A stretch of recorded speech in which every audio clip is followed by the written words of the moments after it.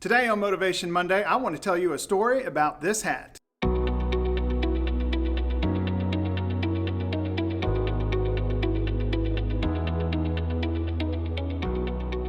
I hope that your week is off to a great start. I want to just share a quick, encouraging story with you and a little bit of scripture. This past Saturday, my family and I, we were on the church parking lot, the Bridgewood Church of Christ parking lot there in East Fort Worth, and we were doing another Bread and Bibles pop-up. And we were really enjoying meeting our neighbors. We've enjoyed all the different times we've had with church members to be out there too. This time it was just our family. And it was a windy day, but we were still giving away lots of bread and salad and vegetables and Bibles.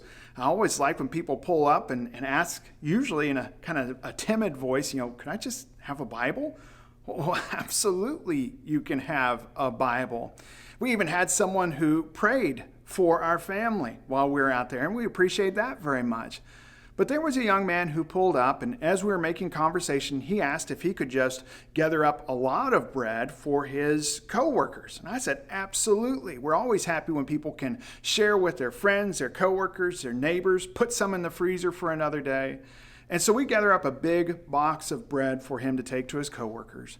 And just in passing conversation, I said, I really like that hat that you have on. Just a friendly compliment. And he handed the hat to me and insisted that I take it. I couldn't tell him no.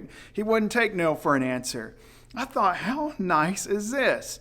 It is a windy day in Texas, and this man is giving me the hat off his head. You've heard of people giving away the shirt on their back.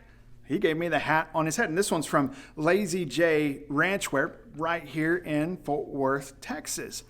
This is going to go in my office as a reminder of the kindness that is in our community as we look out for one another. But we can also turn to Scripture and find that encouragement too. Hebrews chapter 13, verse 16 tells us to not neglect doing good and sharing, for this sacrifice is pleasing to God. Within the context, it's talking also about praising God and being constant and vigilant in prayer, and also watching ourselves and respecting those who are our rulers, and so much more there in Hebrews 13. Let me encourage you to read there. But don't forget that each one of us, wherever we find ourselves, has something that we can share with someone else. I think of my dad, who's still going through lots of health struggles right now, but even in those struggles and even with limited energy, he finds time to write a thank you note and asks me to send it for him.